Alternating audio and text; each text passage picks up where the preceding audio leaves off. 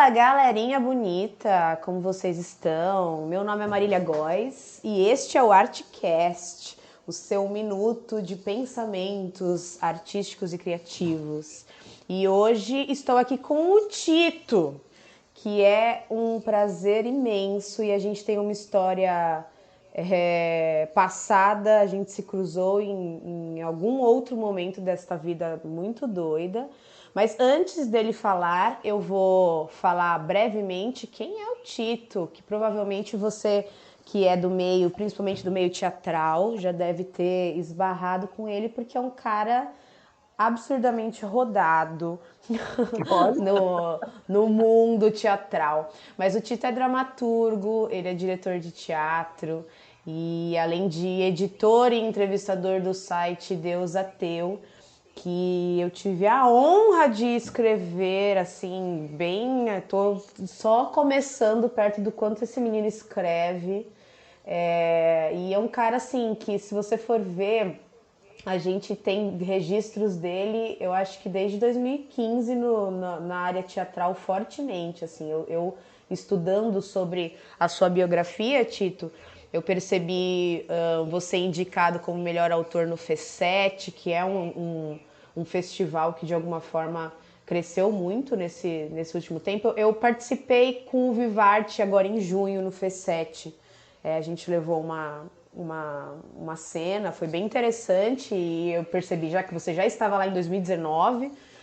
De alguma forma também você tem um registro como diretor, você deu aula também, quero que você vai contar, obviamente, mas quero que você conte a experiência de você dando aula como dramaturgo e falar de dramaturgia. Eu vi que dentro do Cultura em Casa, com a Secretaria de Cultura, mas você é um cara, assim, fantasticamente ativo dentro de uma improdutibilidade artística que a gente vive, por incrível que pareça, assim. Apesar da gente estar vivendo um meio digital super fértil e que chega até as pessoas e a gente consegue ter dados para fazer chegar, ao mesmo tempo, artistas que não sabem o como utilizar essa ferramenta para colocar voz, para produzir, para fazer arte, não só ser influenciador mostrando a sua casa, o seu prato de comida, mas produzindo arte. Eu acho que de alguma forma você está surfando nesse meio digital. Agora fala, por favor, Tito, vou te dar a voz. Por favor, seja bem-vindo ao Artcast. boa tarde, Marília. Obrigado pelo carinho da apresentação e pelo cuidado da pesquisa. Eu acho que dentre esse compilado de coisas que você organizou, vale a pena a gente começar com a nossa percepção atual do que é o digital, né? Como que as nossas performances em comunicação e em produção simbólica, artística, estética, toca esse momento único, né? Da, da humanidade, sobretudo da experiência brasileira nesse contexto, né? Eu acho, Marília, que tem muita gente produzindo bastante conteúdo, mas há um problema seríssimo de distribuição desse conteúdo, né? Eu vejo que atores, atrizes, autores, autoras, diretores, diretoras, pesquisadoras, pesquisadores tendem a tornar públicas as suas produções intelectuais, né? Mas, em alguma medida, isso tudo acaba se tornando mais uma postagem de Instagram, mais uma postagem de Facebook. E o que vai acontecer é que tudo isso vai se perder, né? Então, em alguma medida, quando eu começo a imaginar o que seria o formato atual do site, que agora eu acho que o Deus Ateu configura de fato o que eu desejava, é um certo cuidado para que esses materiais eles tenham um abrigo, né? Portanto, eu vou te dizer como surge a ideia, né? Percebendo que muita gente produzia e que esse conteúdo, mesmo eu que tenho interesse em pesquisa, não podia mais encontrá-lo porque estava soterrado ali por uma dezena, uma centena de postagens, eu imaginei um espaço onde eu pudesse convidar essas pessoas que eu já julgava interessante antes, a deixarem ali seus materiais, né? Seus materiais criativos, de pesquisa, enfim. Aí o recorte veio depois, né? Então, eu imaginei que também se esses materiais teriam um lugar, eles precisariam ter uma plateia, né? E eu comecei um site que se dedicou muito mais à psicanálise, ao cinema e ao design no começo do que propriamente ao teatro, por uma questão muito prática, havia uma pandemia entre nós, né? Então eu não podia produzir os conteúdos que eu tinha interesse, e aí surge a figura do entrevistador também, que nunca foi um projeto. Então, o que eu fiz foi magnetizar alguns grupos que são sensíveis, né? Cinema, psicanálise, literatura e tal. E quando eles chegaram perto, é uma traição, né? Eu falei, opa, não, peraí, tem teatro também, né? Então, quando a gente consegue reunir um público aí oscilante de 20 mil, 15 mil pessoas, que foi o que mais ou menos a gente conseguiu reter, né, no momento da pandemia, eu descobri que entre 20 mil pessoas, 2 mil tinham interesse em teatro, ou poderiam vir a ter interesse em teatro, né? E eu percebia que se eu só falasse de teatro antes, eu teria 2 mil pessoas, e dessas 2 mil eu teria 200, né? Então a conta foi inversa. Eu primeiro trouxe uma grande equação para perto, e depois eu transmutei o nosso próprio conteúdo, né? Eu tô falando eu, né, de um jeito muito personalista, mas não é verdade.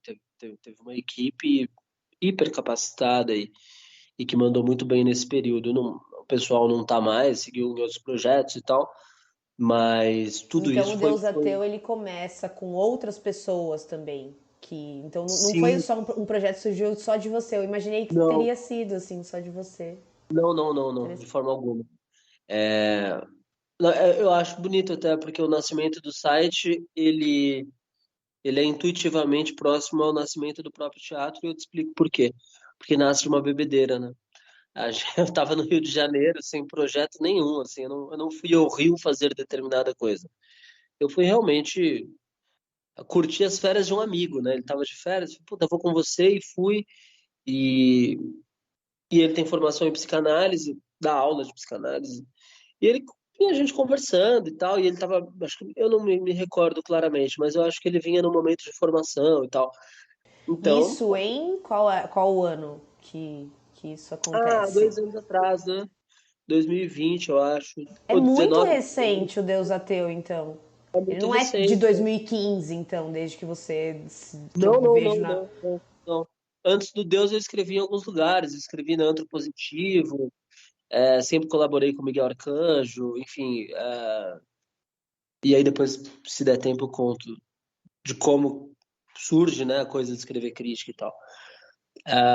E aí, pô, a gente tava no Rio trocando uma ideia e tal, e ele naquele exercício contínuo, né, da psicanálise e tal, e ele brincou, ele falou, puta, Tito, você é o cara mais...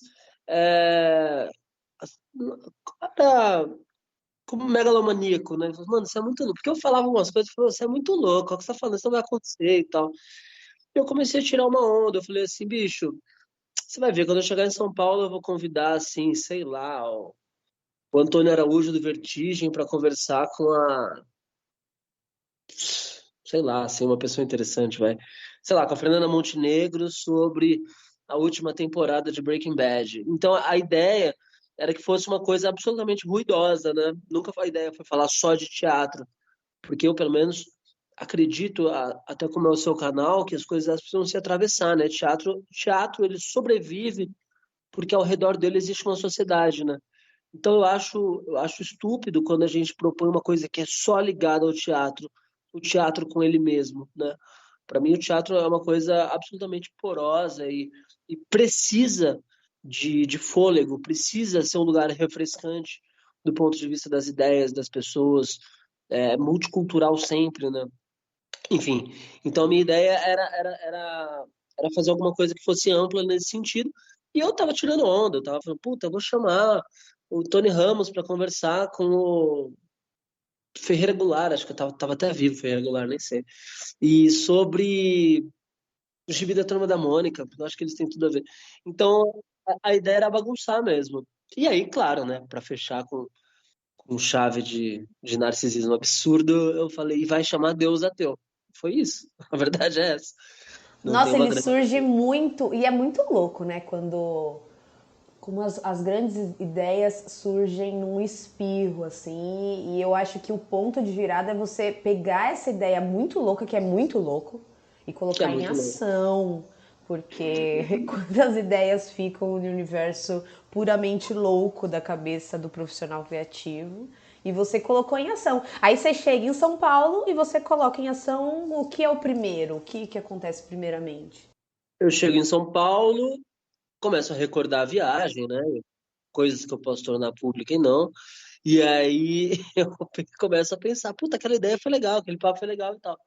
E aí eu falo com esse meu amigo, eu falei, meu, acho que eu vou fazer um site. Ele, faz, Tito, demorou e tal. E o irmão dele trabalha com design, né? O Guilherme. Ele é o Henrique e o irmão dele é o Guilherme. E aí eu falei, puta, Gui, eu tenho tanto, assim, pô, posso fazer um Pix? Não, tinha Pix já? Nem sei. Enfim, aí eu falei, pô, eu já tenho tanto, e é o que eu tenho pra fazer um site, rola? Aí ele falou, puta, Tito, é pouco, não dá e tal, mas rola se a gente fizer junto, eu quero fazer com você e tal. Falei, pô, demorou. Pô, chama seu irmão, então, psicanalista, e aí a gente teve o que deve ser uma experiência inédita no mundo, um site sobre teatro, psicanálise e design gráfico. Nosso site tratava disso. O que já combinava muito com a ideia de ser uma coisa ruidosa, né? De ser um problema para qualquer prateleira possível, né? Era um produto que não E cabia. vocês em nenhum momento surgiu, tipo, porque assim, a gente viveu, eu sou de 92, você eu acho que é de 91, é isso, né? E a gente Isso. viveu um boom do início dos anos 2000 dos blogs escritos. Eu lembro que a gente escrevia blog, assim, fazia os templates e coisas do tipo. E aí depois tem uma virada muito forte para os vlogs, para estar em vídeo, nananã. Você não havia pensado de ir para vídeo primeiramente? A primeira coisa foi o universo, porque não deixa o site ele tem essa pegada de um blog também, né? Sim, Obviamente, sim. mas não havia a vontade ou não pensou inicialmente em começar com um canal no YouTube, por exemplo? Olha, Marília, isso é uma coisa que eu me pergunto diariamente, né? Quando surgiu a marca Deus Ateu, para dizer assim, eu pensava em várias coisas, o que é, o que não é, fazer caber mesmo na linguagem, né? Porque era uma coisa ruidosa. E eu comecei a brincar que a gente era um site do século XVIII, né? Um site longo, assim. Imagina, eu tenho uma entrevista de 22 páginas, eu tenho entrevista de 26 páginas. Isso está num site, entende? Cara, isso é Então, muito, muito longe, né, do que se tá se pensando produção hoje, assim. Quem vai parar para ler, assim, na internet, é quase onde é uma o pegadinha, né? feed por segundos? É uma pegadinha, uma sacanagem. Isso não é possível. Então, claro, quando a gente começou a conversar, puta, vai ter podcast? Eu falei, puta, não. Aí, por quê? Eu falei, cara, porque eu sei escrever, eu não faço outra coisa, eu não sei fazer outra coisa. Escrevo. Essencialmente o que eu faço é escrever. E editar vídeo, captar vídeo. Você, me parece, tem um super rebolado com isso. Eu não tenho nenhum. Puta, eu escrevo, inclusive, pelo celular, entende? Então, eu escrevo tudo que eu escrevo na minha vida pelo celular. Então, eu achava que era uma dinâmica que poderia, embora ela simule uma certa simplicidade, eu achava que complicaria as coisas, né? Eu só escrevo, reviso e subo no site. Não tem outra coisa que eu faça, né? Então eu pensei, puta, vou ter que editar vídeo, vou ter que ajustar som, vou ter que ver captação, vou ter que armazenar esse conteúdo, sei lá. Aí eu tenho pânico de HD externo, eu tenho pânico de algumas coisas, sabe? E me dá paura imaginar que a coisa pode, sei lá, que é audiovisual, que não está na minha mão, que eu não escrevo, não digito, que a outra pessoa não pode salvar na casa dela. Uma coisa que eu sempre faço, assim, eu vou viajar, eu salvo um monte de textos e leio tudo offline, porque eu copio. Então, eu achava um vídeo Eu acho o vídeo uma grande mentira, inclusive, desse começo do século, sabe?